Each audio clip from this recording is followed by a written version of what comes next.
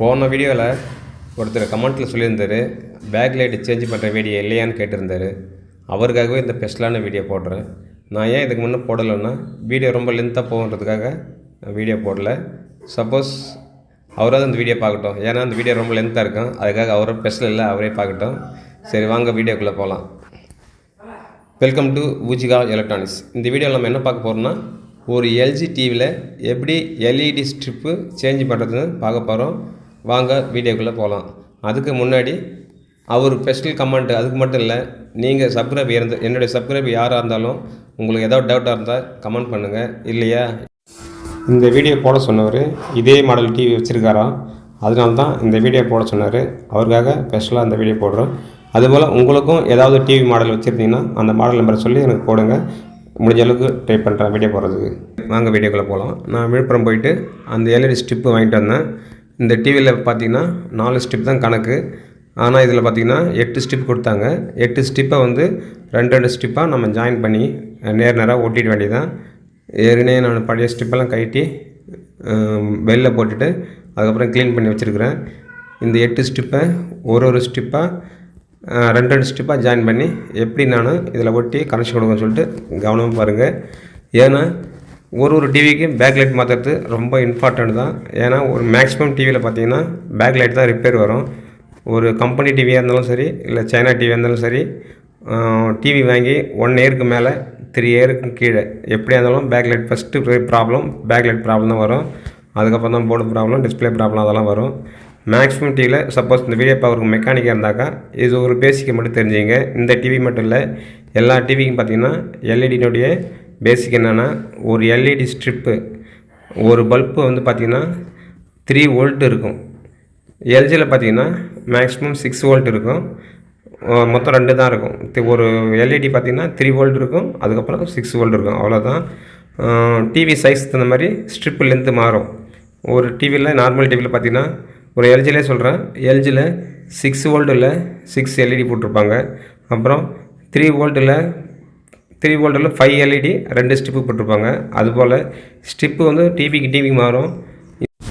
இப்போ இந்த மாடல் டிவியில் 6 வோல்ட் எல்இடி போட்டிருக்காங்க.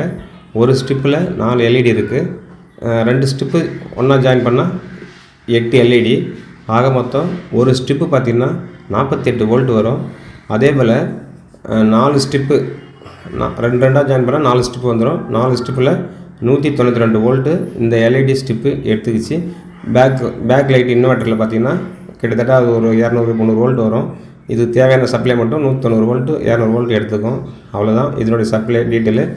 சப்போஸ் மேலும் உங்களுக்கு எல்இடி ஸ்ட்ரிப்புன்னு டீட்டெயில் வேணும்னா, இல்லை சப்ளை செக் பண்ணணுன்னா கமெண்ட்டில் சொல்லுங்கள். நான் அதுக்கு தகுந்த மாதிரி வேறு வீடியோ போடுறேன்.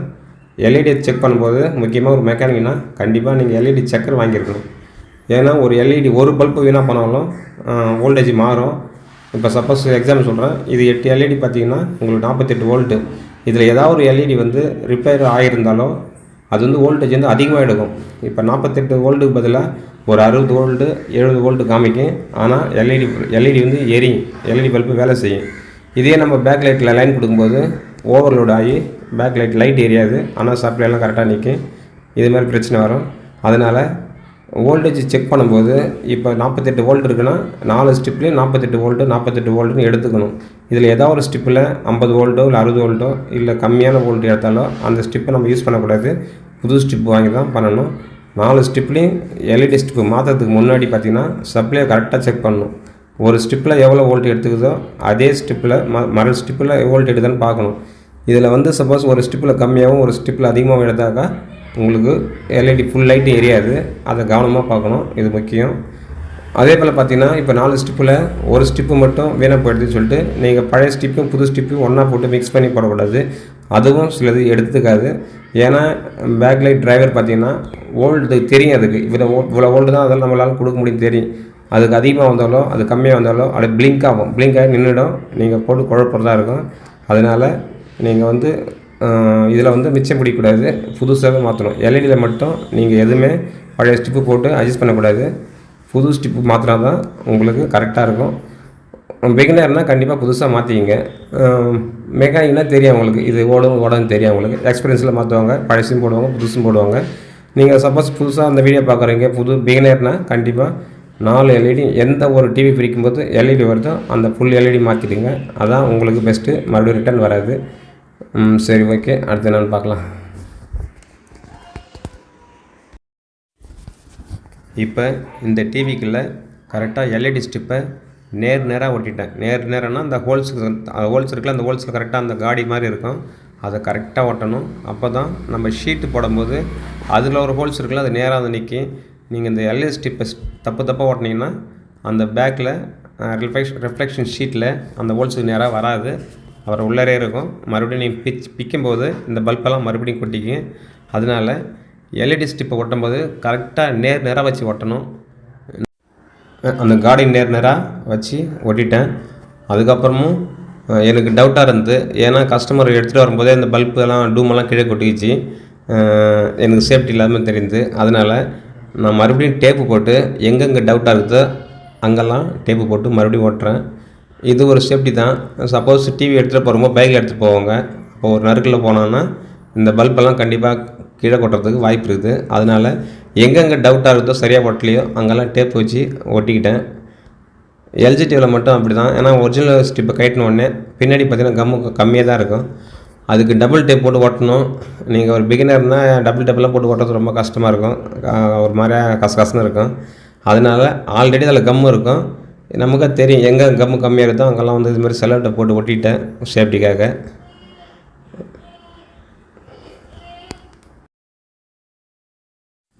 அப்புறம் இந்த எல்இடி ஸ்டிப் ஒட்டிட்ட பிறகு கனெக்ஷன் கொடுக்கணும்.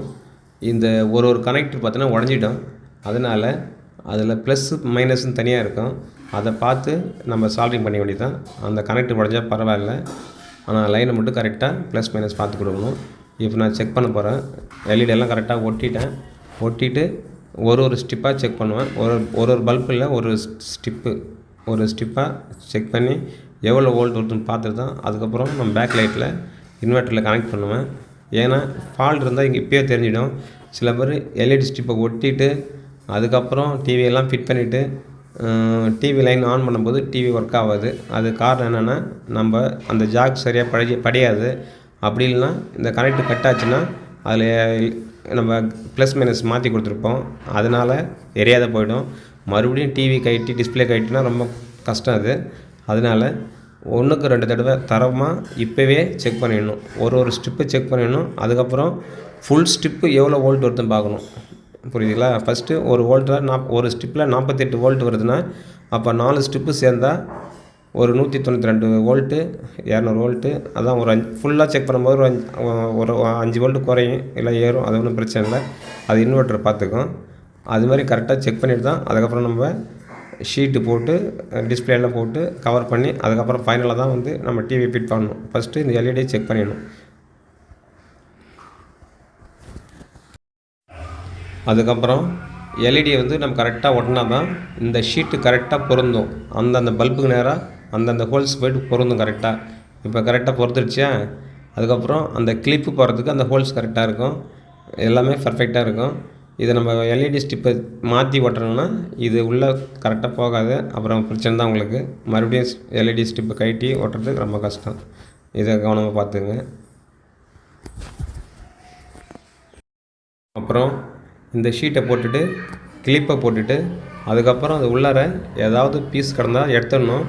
ஏன்னா டிவி ஆன் பண்ணும்போது ஒரு கருப்பாக ஒரு பீஸ் இருந்தாக்கா டிவி ஆன் பண்ணும்போது கருப்பாக அதான் பிளாக்காக தெரியும். கஸ்டமர் இன்னும் அங்கே உள்ள ஒரு பூச்சி மாதிரி தெரியும்னு சொல்லுவாங்க.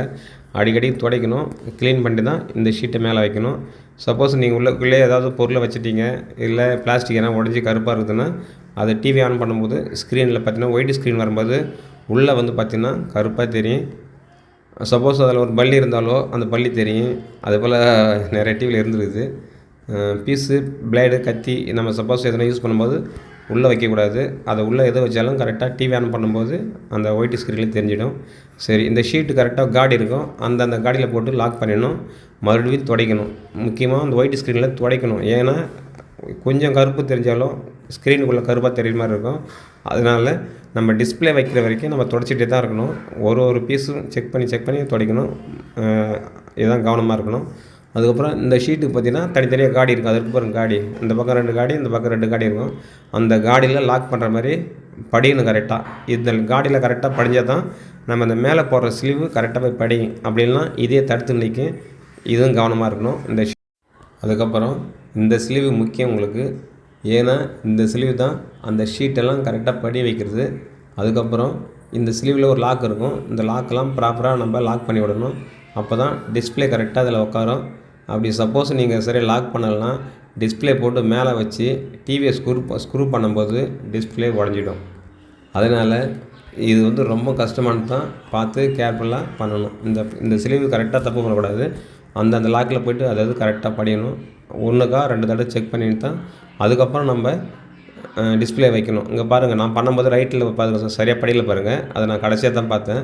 அது லைட்டாக தெரியுது பாருங்கள் ரைட் சைடில். அது படிஞ்சது தான் நம்ம டிஸ்பிளேயில் மேலே வைக்கும்போது சரி சமமாக இருக்கும். மேலே கீழே இருக்காது. இது டிஸ்பிளே கிளாஸ்ன்றதுனால ஒரு மேடாகவும் ஒரு இடம் பள்ளமாகவும் இருந்தாக்கா மேலே நம்ம ஸ்லீவ் போட்டு டைட் பண்ணும்போது டப்புன்னு உடஞ்சிடும், வேலை முடிஞ்சிடும்.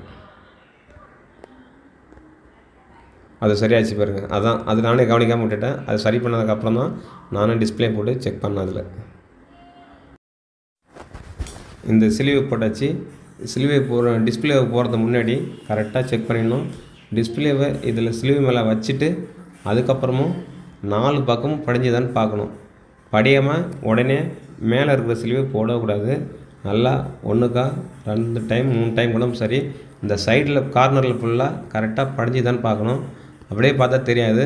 நம்ம கையை வச்சு தடவி பார்க்கணும். தடவினா தான் அது வந்து டப்புன்னு கீழே வந்து லாக் ஆகும். அப்படி இல்லைன்னா மேலோட தான் இருக்கும். நீங்கள் மேலே ஸ்லீவ் போடும்போது உடையிறதுக்கு வாய்ப்பு இருக்குது. அவ்வளோதான் இந்த வீடியோ. இந்த வீடியோ உங்களுக்கு பிடிச்சிருந்தா லைக் பண்ணுங்கள். இல்லை ரொம்ப போராக இருந்தாக்கா கமெண்ட்டில் சொல்லுங்கள், அடுத்த வீடியோ போடலாம்.